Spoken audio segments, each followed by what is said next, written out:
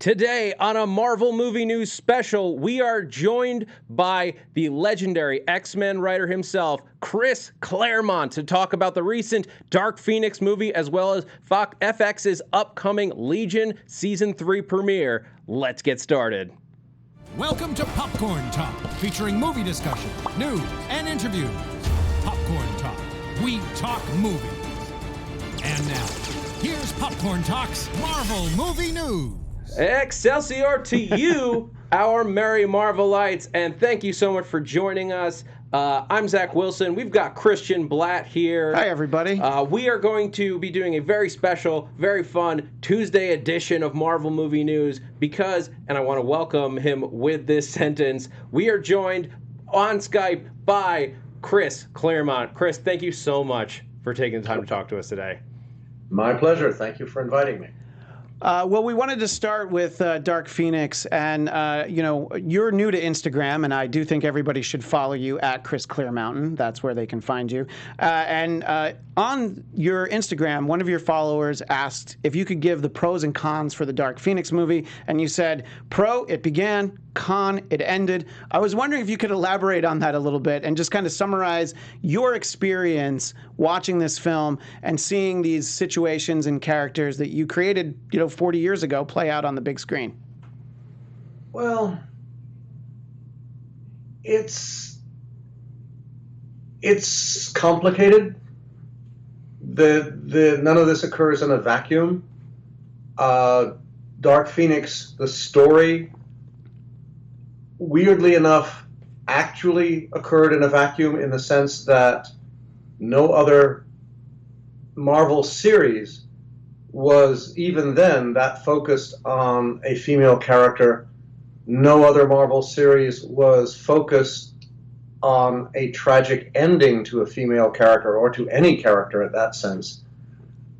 I mean, I suppose the closest one could come to it would be the death of Gwen Stacy for Spider-Man, but it was Gwen Stacy, his girlfriend. It wasn't like Spider-Man or had died. Whereas the film, especially in terms of when it was released and what it was released against, ended up as the third leg of what is actually a quartet of major Marvel releases this year. First you had Captain Marvel, then you had Avengers Endgame, then you had Dark Phoenix, and what's coming up this week for the screening, and I guess the week after or the Friday after, Spider-Man. So suddenly it's boom, boom, boom, boom instead of a single boom, and that makes any analysis of the film and how it related to the original concept and how it related to the film's original concept significantly more complicated.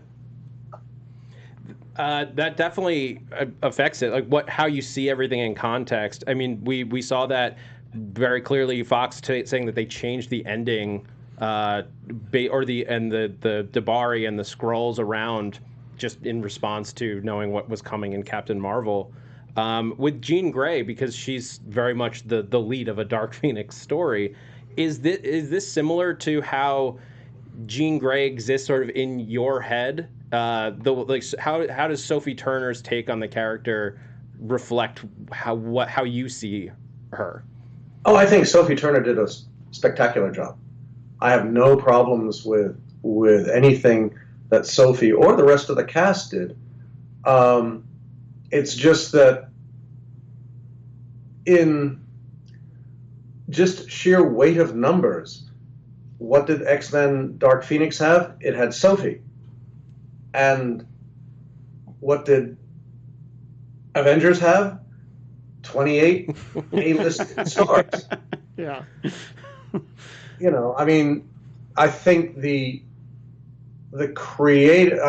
acting budget for that film was greater than the entire budget, even reinforced by the add-on for Dark Phoenix. That is breathtaking in terms of both concept and reality. The fact is that Simon Kinberg was, I think he started with a vision 5 years ago of what he wanted to do with this film. Not the least of which was his coming to Fox and saying, I see this as a two-part film. The first part would be Phoenix, the second part would be Dark Phoenix.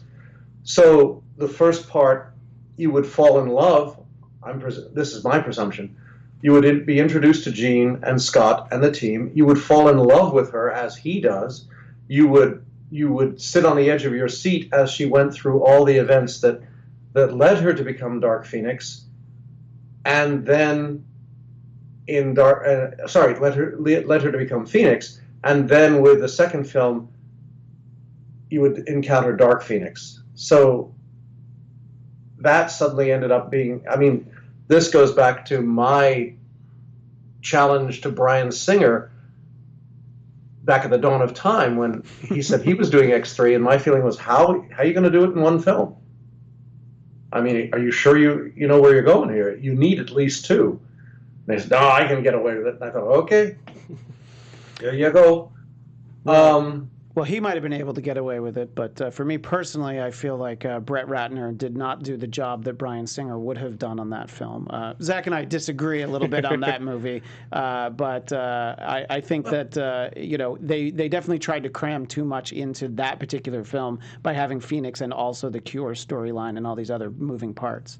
Well, I think Simon was very much aware of it as he was working as one of the screenwriters.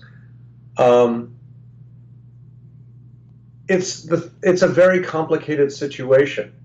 Any film is a very complicated situation. Any adaptation of an existing work is a really complicated situation. And when you add to that, it was not only Fox trying to bring this saga to an end, it was the end of basically 20 years of Marvel movie making at Fox, as Avengers was bringing 10 years of Marvel movie making, the first chapter of Marvel movie making at Marvel Disney to an end. It's complicated. And I think the film that Simon ended up making, especially given the superb talent at his disposal, was a very successful, enjoyable, positive, good project. Is it an ideal?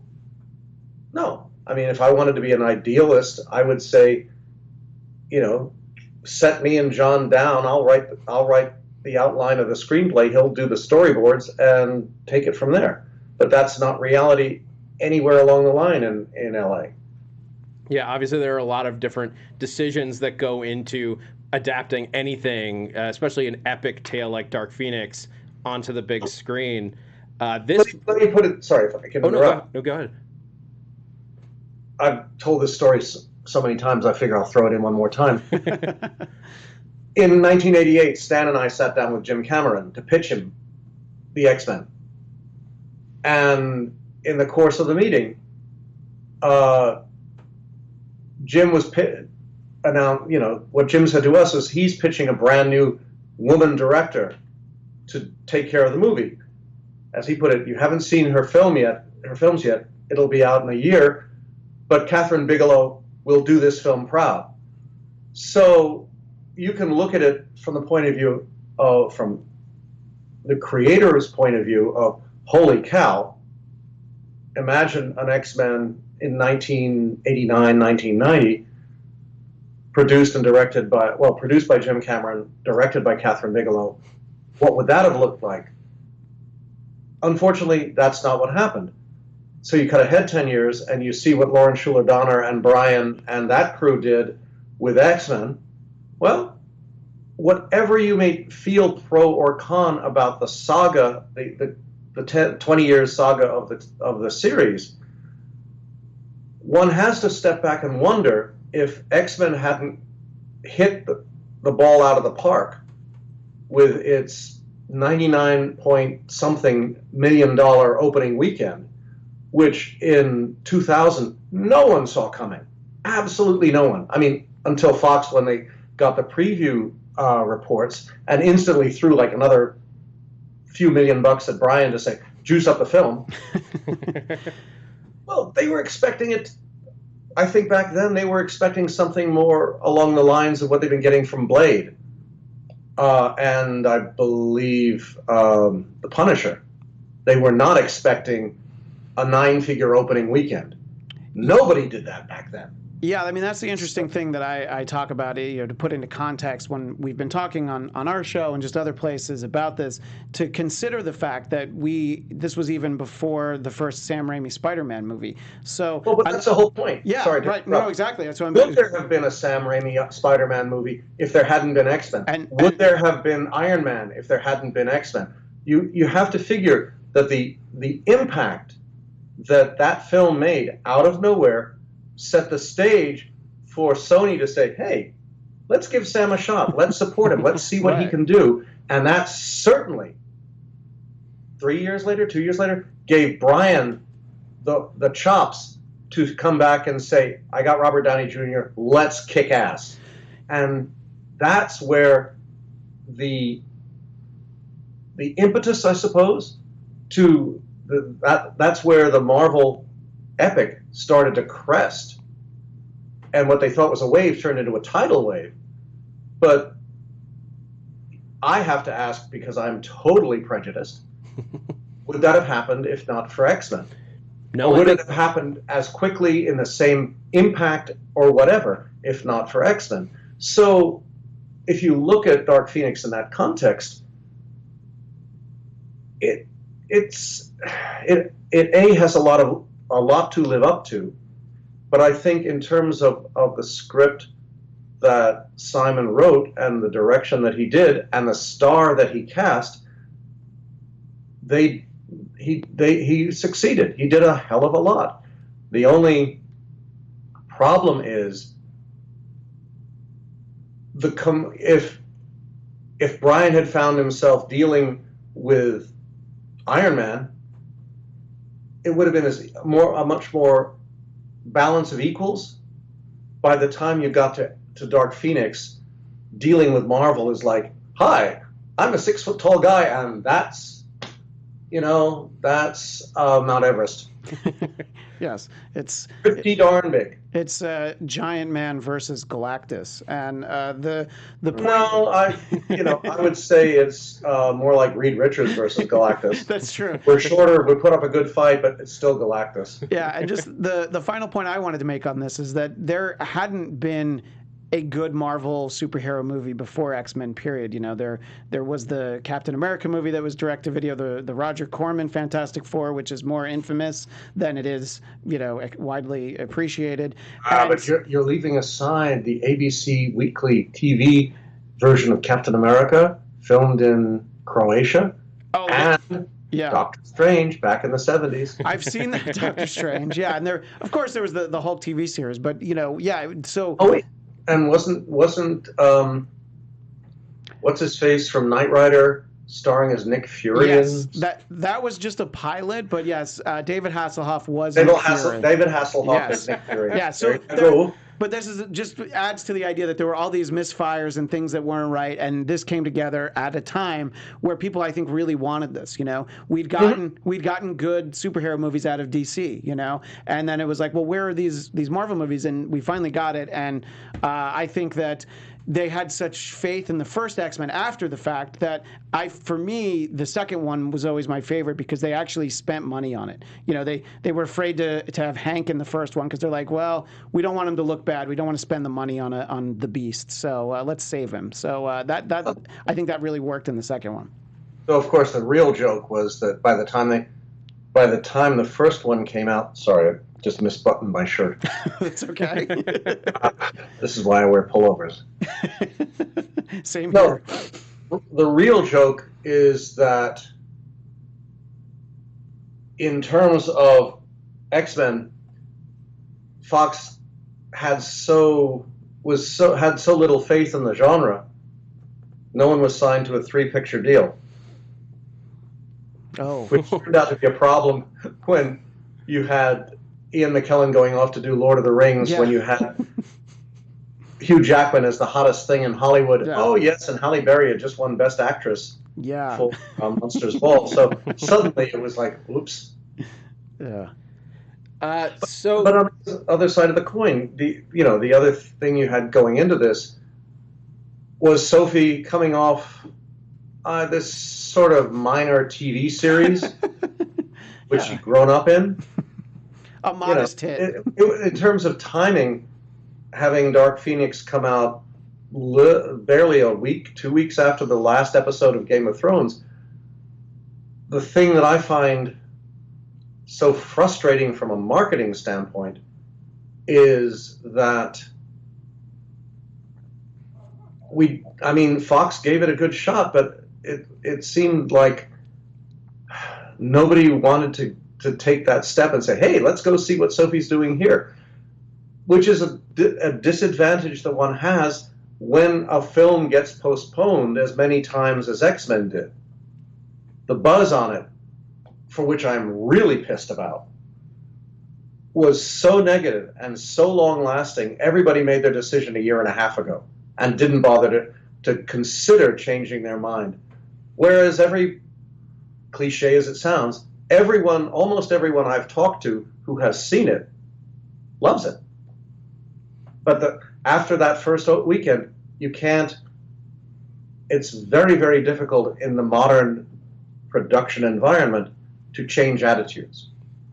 Yeah, I mean, just as somebody who, as we have to talk about these movies, it's the force to give an opinion and to give a strong opinion, even if you didn't love it, you're forced to take an extreme side. But it's a fun movie. It does a decent job adapting what is clearly a very difficult to adapt comic book into a film. I wanted to ask you about the cosmic side of it, because this is one of the other, I mean, it pales in comparison now that you just had Endgame come out, but this is a much more cosmic story than any of the other X-Men films have taken. Do you think the adaptation was stronger for going into space, for dealing with that, but not going all the way the distance that you had with would you have loved to see the Shi'ar involved in this version of the movie? Or was that too far for a big screen adaptation? No, I mean, that was the whole point. I think that was why Simon's original pitch was a 2-film deal. What can one say? I mean, the whole the Phoenix Saga, the comic, was the first epic intergalactic crossover. Except that we didn't bother crossing over. We just had everybody else on the sidelines saying, what the heck's going on? It was the X-Men going across the galaxy and coming face to face with the Shi'ar on their own and winning the first round, and then 30-odd issues later having to pay the price. The thing, I guess the frustration is, again, it comes out of timing. And it's,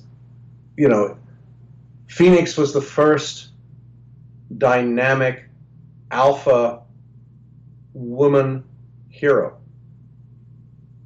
Everybody before that had been a girl, Marvel girl, Invisible girl. I mean, think of the concept of this. You've got an elderly white guy. He's the hero. And you've got his best friend, who's a pile of rocks. And you've got the white kid. Then you've got his girlfriend, the cute white girl. And, one stretches, one's a pile of rocks, one catches fire, and the girl turns invisible. But in 1962 terms, that's a valid analogy. That's a paradigm. But try selling that in 2020. And it's a matter of timing. It's a matter of context. The timing and the context of Dark Phoenix, the movie, was about as far removed from the timing and context of the comic as can be imagined. Investing 3-4 years and, oh God, close to $200 million in a project, how do you present the end result in a way that gives you the best option of recouping that investment? And none of this takes place in a vacuum, not a commercial vacuum, not a creative vacuum. I think if you could step back and look at Captain Marvel, look at Avengers, look at Dark Phoenix, look at Spider-Man as individual creative objects without the marketing, perhaps I would hope, my hope is that the judgment would be a lot more balanced, that Dark Phoenix could hold her own with the other four as a valid, exciting, legitimate dramatic vehicle. But, that's not the way the commercial film world works. This film, Dark Phoenix, did extremely well overseas. Why? Because they saw it for what it was. They didn't see it in this giant context of, Avengers is going to run you over with a bus. Or,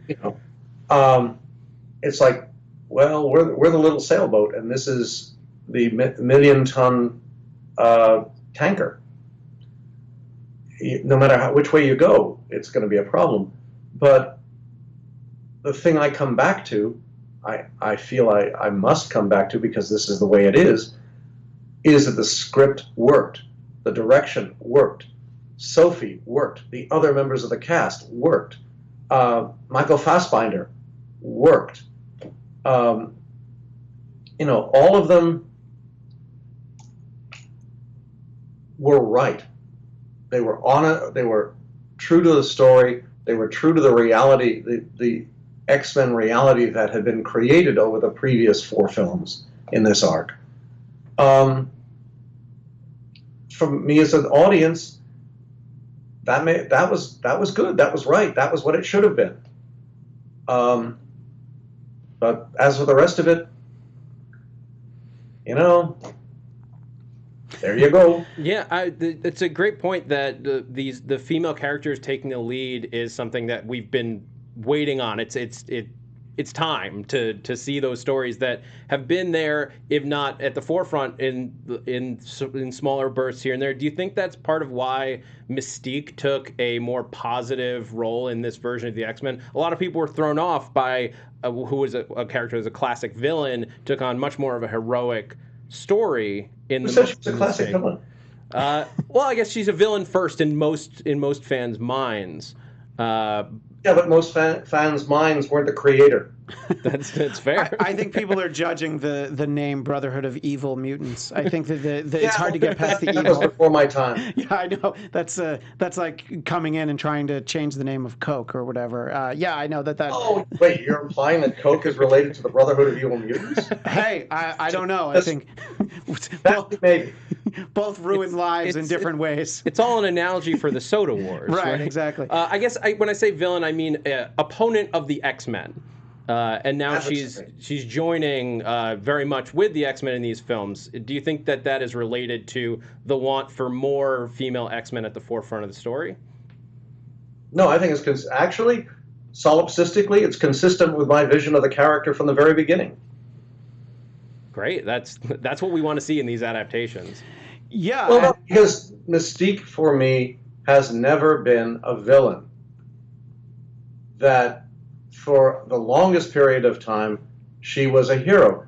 I've done stories where she and Logan were allies, friends, back in the 1930s and 1940s. The fact that her giving up Rogue to Charles to help her, to help heal her, because Mystique and Destiny were at the end of their ropes, in terms of helping her cope with her ability, demonstrates a maturity, I would like to think, a willingness to think outside her box, and there is more to her than just, this is the hero, this is the villain. in the same way that Magneto has never, for me, been a two-dimensional adversary. He is a person with a past. He is trying to reconcile the past with his present, but what he's doing from his perspective is not villainy. He's trying to save his people from potential extinction. And the interesting thing about the films, the saga, from beginning to end, is in all of the seminal X-Men films, he has a point. Charles is not going down the right path in dealing with someone like Stryker, in dealing with the federal government, indeed in Dark Phoenix. It's like Magneto saying, I'm on Genosha, this is a cool space, we're not the bad, this is our guaranteed sanctuary, we're not bothering anybody. Well, that changes. Yeah. Charles picks up the phone to say, help, and then, sorry, we're pulling the plug on it. Yeah. And that Kenosha sequence was amazing. That suggests to me that as Magneto says to Xavier, all of your actions are fantasy. That when push comes to shove, Homo sapiens is going to lash out because that's the only thing they know how to do. So if you look at the dynamic of those two characters, which one is the villain and which one is the hero living in a delusional fantasy and bolstering at every 3 scenes with a good slug of scotch? I wanted to circle back to the comics for a moment. I've mentioned to you in the past, and I'll tell anyone who listens, that for me, the Dark Phoenix saga from Uncanny X-Men 129 to 137 is the greatest comic book story ever told. But when you think back on it, do you consider it one of the best stories you told, or are there others that come to mind immediately, like, actually, I prefer this one or that one? Yes. But you don't want to tell us, which is fine. No, I mean, it's Dark Phoenix as a mainstream comic story, I am very, very proud of.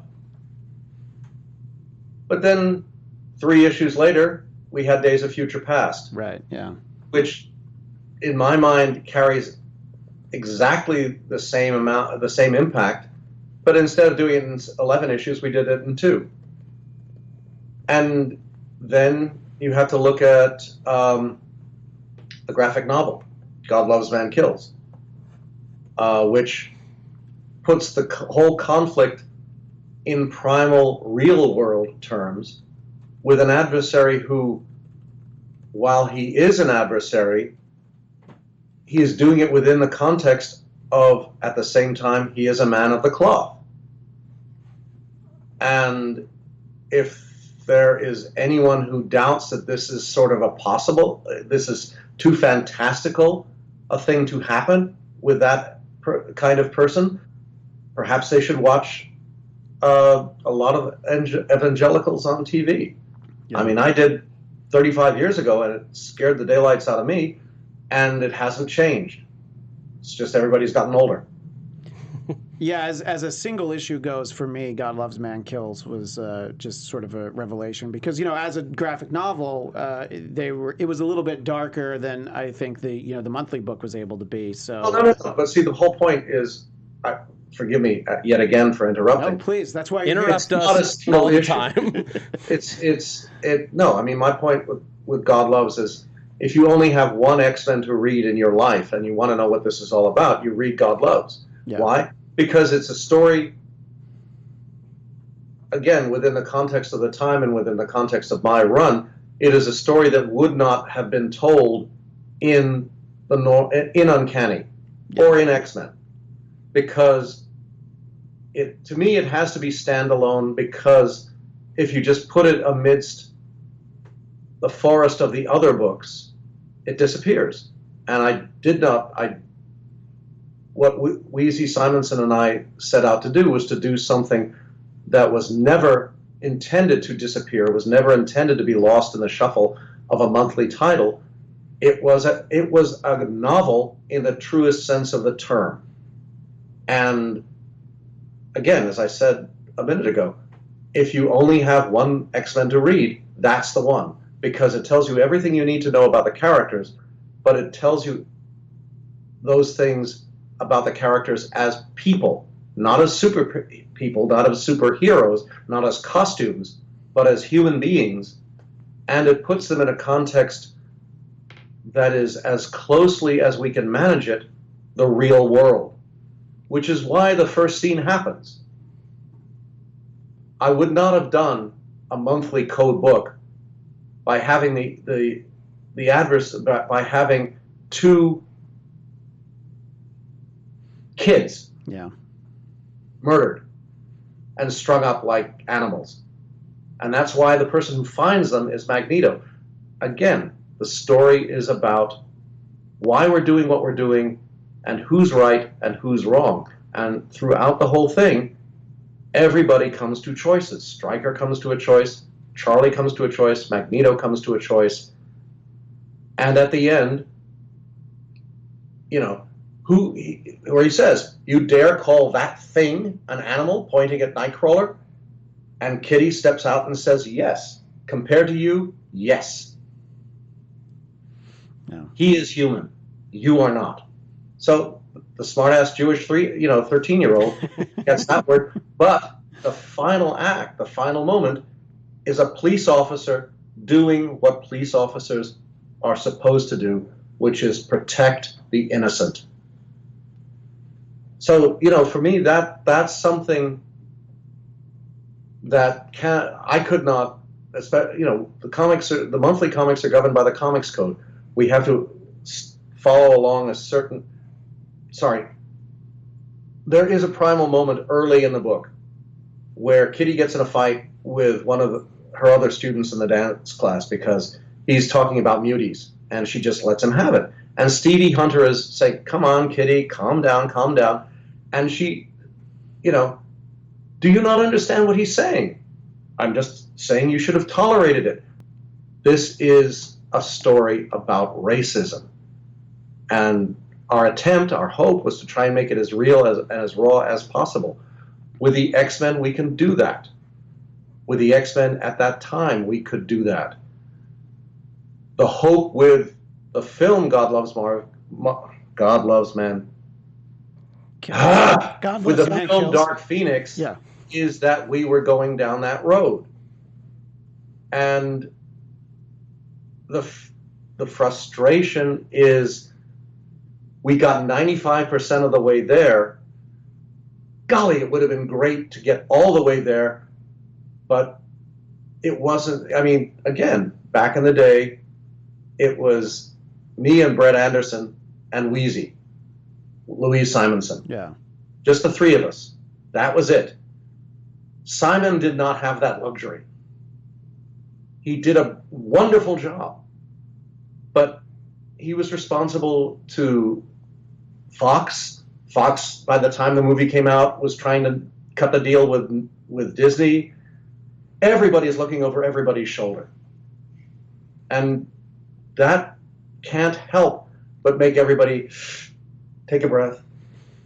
Maybe we shouldn't go down this road. Let's try and make it a little better. What can we do to make it more marketable? Again, when you're doing comics, you have so much freedom, so much more freedom than pretty much everybody else. And now you know why I get paid by the word. We could talk about Dark Phoenix for a whole hour or more, but I wanted to take away an hour. I could go for a couple of days. Yeah, we could do the rest of the week, but I wanted to. While you're talking about smaller characters and these smaller moments, I think that the show that the character we were all surprised to see adapted was Legion, and to see that story getting told over the course of 3 years, and you've seen the season 3 premiere. Mm-hmm. How do you feel? Like, I know you can't give us any spoilers ahead of Monday's premiere, but how do you feel about the show taking this small character that you created, that you helped create, and now it's blossoming into this one of the most insane shows on television? What do you mean small character? Or Beg to differ. No, I think I love the first season. I love the second season more. The third season is just like, holy cow. Yes. It was wonderful. It is wonderful. It is one of the best casts I've seen anywhere. It's some of the best writing I've listened to anywhere. Farouk scares the living daylights out of me, and I created him.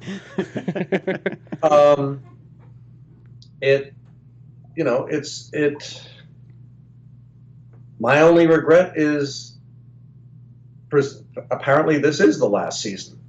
Darn. I mean, I could have, I'd be sitting there waiting for next season. Sure. And yeah. next, and next. But,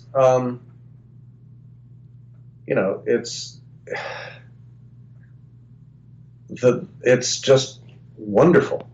And there are surprises galore throughout the first episode.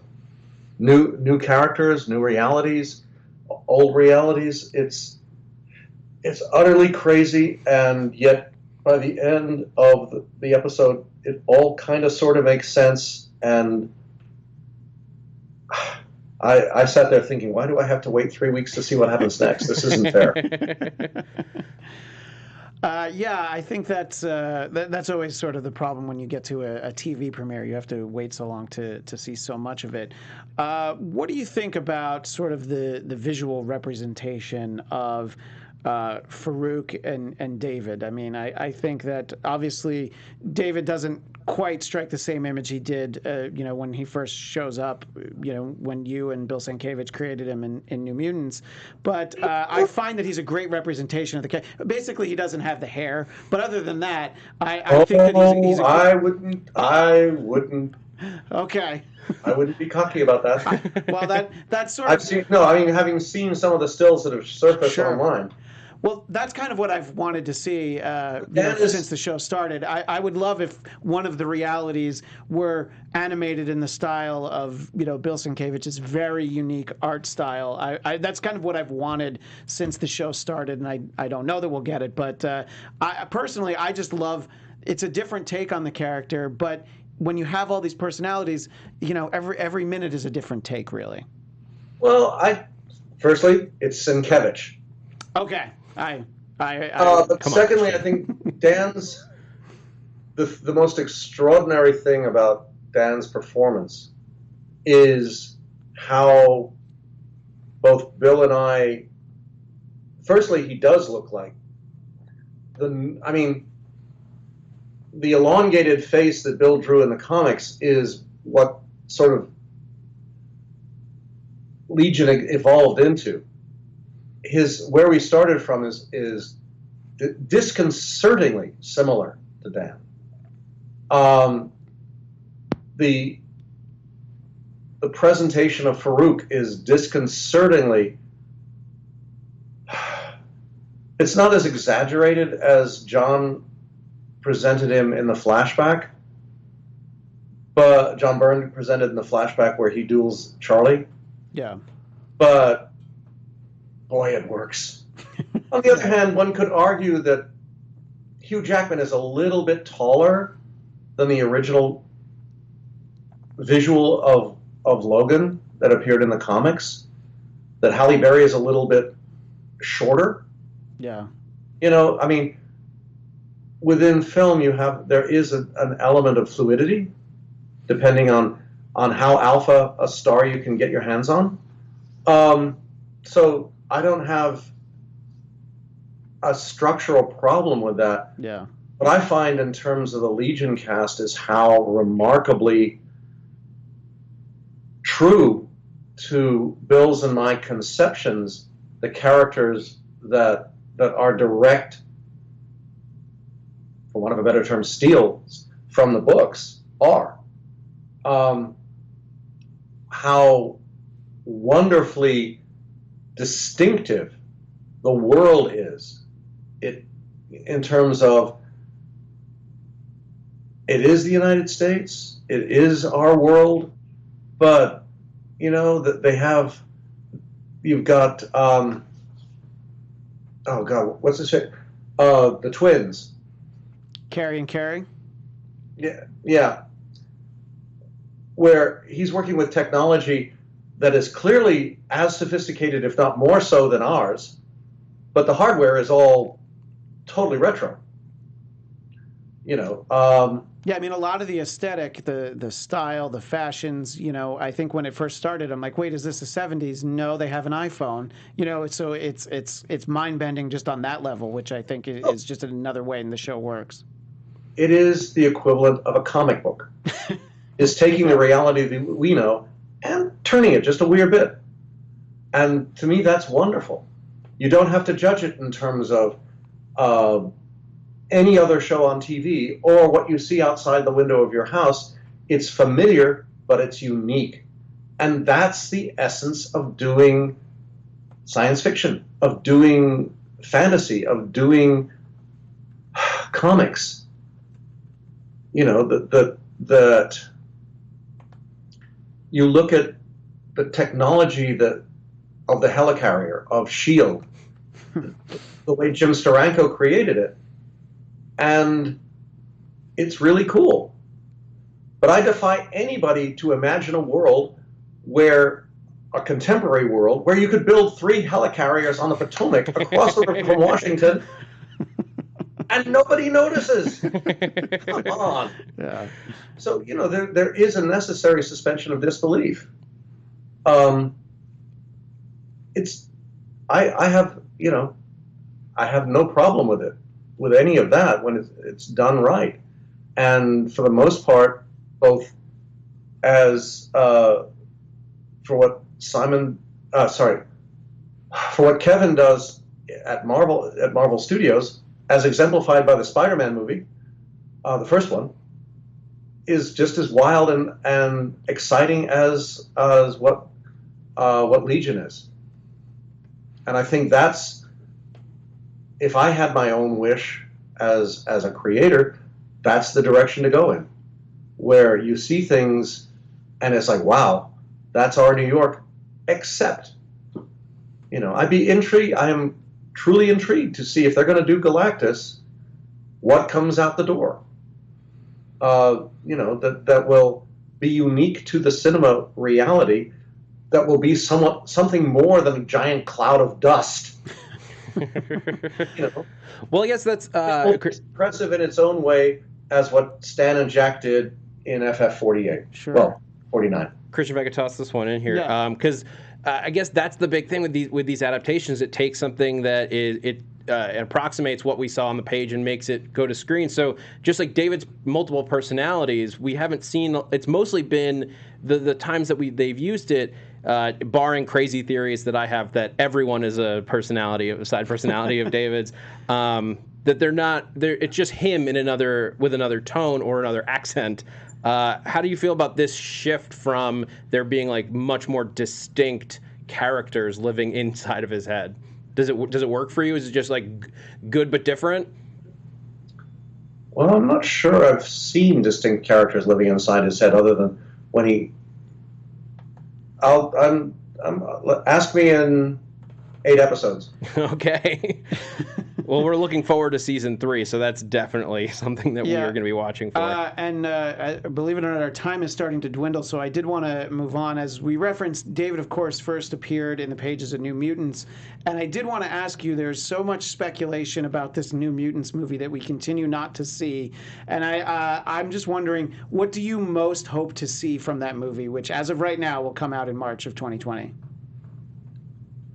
I hope to see the movie. Well, there's that too, for sure. I mean, I've heard when it's coming out 4 times so far. Yeah. It's going back 1.5 years, if not 2.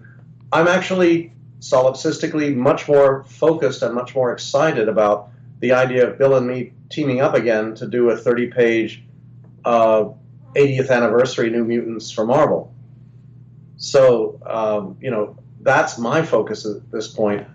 Is that something that's in the works? I literally asked you that question on Instagram, and you basically said, "Oh, we hope so, but that's up to Marvel." Is that something that has changed in the last week or so? Sorry, I keep interrupting. No, that's okay. When I answered on Instagram, we were under an embargo, and then about 2 days later, they released the cover. So I don't know if you've seen the cover. I have not, but we'll see if Ryan in the booth can find it, because that was exactly what I was hoping for. And this is what happens when you have two small children. The important news of the day falls through the cracks. So I didn't even realize that we had this. So yeah, I mean, personally, I'm more excited about that than the movie too. Now that you say it, only because I don't, and it's probably unfair to that movie that it's been moved so much. And, it's like with Dark Phoenix, you started to get a feel that the studio wasn't happy when there's a lot of reasons to move a movie around. Sometimes you just, again, you have another Game of Thrones actress whose schedule you have to work around for reshoots. So, I mean, the movie might actually, not be what we're told, but at least you and Bill doing a comic, I know the level that I can expect from that. Well, again, it comes down to a level of trust. Simon's the executive producer. Simon Kinberg's the elected executive producer, so I trust him. I assume it will be as exciting and as powerful as they can make it, and I like to think of it as a really cool Valentine's Day gift. It's if it is the Demon Bear, if it is anything. I mean, Bill was on set a lot, and he thought it was wonderful. But if it's anything akin to the original story, hi, Valentine's gift, we're going to scare the living daylights out of you kids. But again, we'll have to wait and see. The challenge of doing an adaptation, any adaptation, is that the visual and textual creators of the project, in this case me and Bill, had a very singular, specific vision of what we wanted to happen and how we wanted it to occur. That said, when I threw Bill the plot, I knew what I was thinking, but what clearly came back on every issue of the New Mutants was Bill Sienkiewicz's unique response to those, to my plot, to my story, to the characters. And his unique response goes down very weird pathways. That, for any film visualist to capture that, to embrace it, to encompass it on screen, is asking a heck of a lot. So I guess we'll see. I hope that the end result will be as true to what we set out to do as humanly possible. But more than that, I hope it will bring forth some surprises derived from the creators, from the filmmakers' own instincts and passions, as we've been watching now for 2 seasons on Legion. It's the fun of watching Legion for me as audience is sitting there going, damn, I wish I'd thought of that. Or, holy cow, did we think of that? Again, this takes me back 20 years to sitting there and looking at Hugh Jackman walking across the screen and realizing, oh, geez, that is Wolverine. There's this fundamental moment when he and Anna Paquin are driving in his truck, and Anna looks at him and says, looks at his hand, looks at his face, and says, does it hurt? And he looks at her, and he looks at his hand, and he looks ahead of the road and says, every time. And when they said that, when that moment occurred in the premiere, I'm sorry, I jumped on my feet and yelled, yes! Because Hugh and Anna made that moment real. Yeah, it felt very human. Well, that's what film does. It can take what's written on paper and make it real. And that is what I think all of us hope for every time a movie comes along. And quite often we don't get it. But sometimes you not only get it, but you get it going down a road that is totally different from what you had in mind, and yet at the same moment as enjoyable and as enticing, and sometimes much more so, which is Legion. And you're left thinking, holy cow, why didn't I think of that? Why? Because it's just me and Bill. In this case, you've got the director, you've got the writer, you've got the actors. It's a synergy. And the beauty of Legion is it has such a powerful and enjoyable and lasting synergy of its cast and the screenwriter and the director. That's you don't get that writing a comic. We get something different, which is also more fun in ROA. But again, when we're in the audience, the camera gets reversed, and we're going, "Wow, yeah, cool." Those introductions that are so fun to watch. It's so interesting, and the different takes that you can go for. And X-Men has seen more varied takes, I think, than any other film franchise. And we're maybe looking towards another one now that Kevin Feige has all of his toys back together. Is there anything that you're looking forward to or any ideas that you have towards a new MCU version of the X-Men whenever it eventually comes to the screen? Truth? Yes. Please. I want my phone to ring and Kevin to say, come on out, let's talk. Yeah. Well, at the very least, he should talk to you, you know. But see, that was the ambition, the primal ambition of the meeting with Cameron. You know, it's like, I've been doing the X-Men then at that point for almost 15 years. Right. So my hope was, okay, we're gonna do this deal. They'll go, you know, Cameron will film the movie. I'll go out to Hollywood. I'll sit there in the corner taking notes, and maybe when the time comes, fingers crossed, to do a second movie, I'll pitch it, and I'll, you know, make my way up the food chain. That was my hope. You know, it's like everyone else. You want to be a part of every iteration of these concepts. In my case, these concepts and characters that I have worked so hard on, and that I invest so much in, and that I care for so much. But, you know, things don't always work out quite the way one thinks. You just have, in which case you have to take a step back, reboot, go a different direction, and see what you can come up that's better. Yeah. Is there a character that you want to see tried again, or one that we haven't gotten to see on the big screen that stands out to you? Gambit would be fun.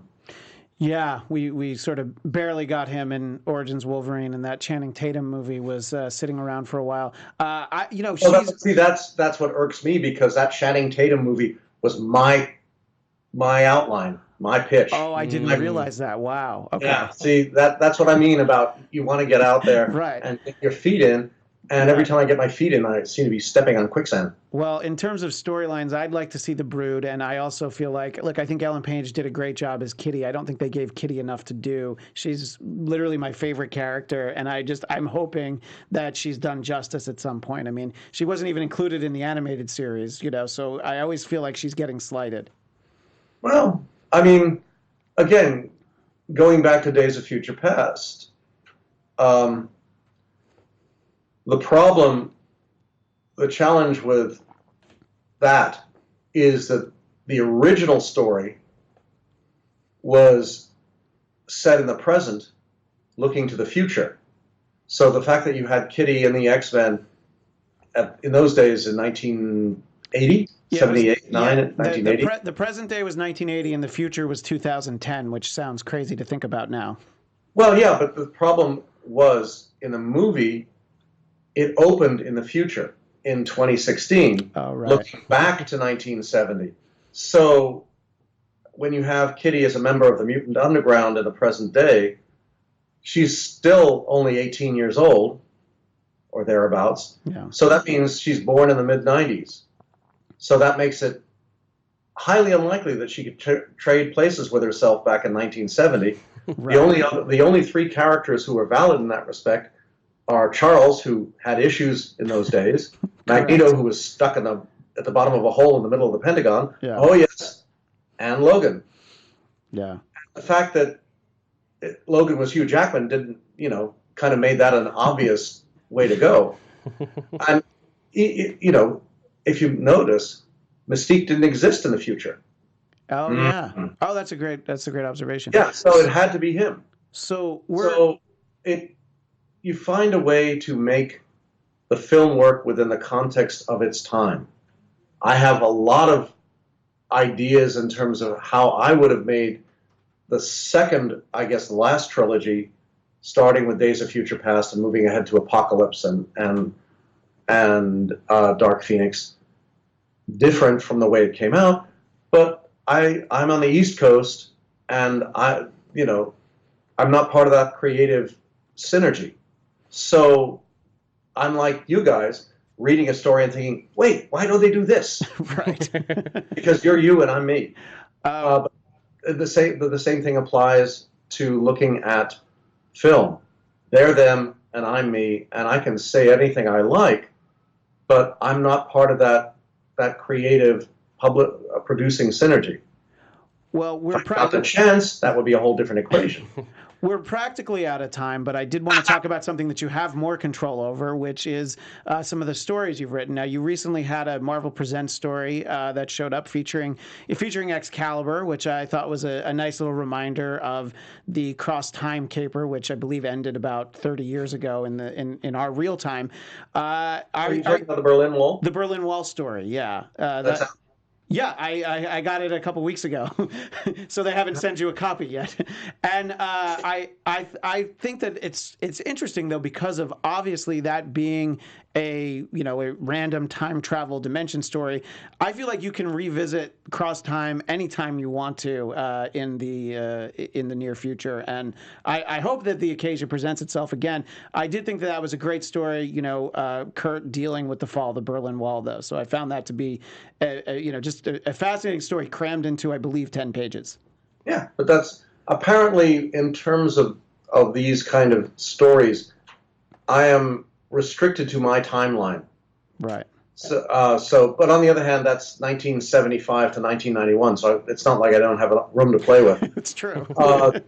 The second one is by me is a Wolverine Kitty Yukio story by myself and Salvador La Roca that literally takes place between panels 3 and 4 of I think 2 pages before the end of the 6-part Kitty Wolverine miniseries.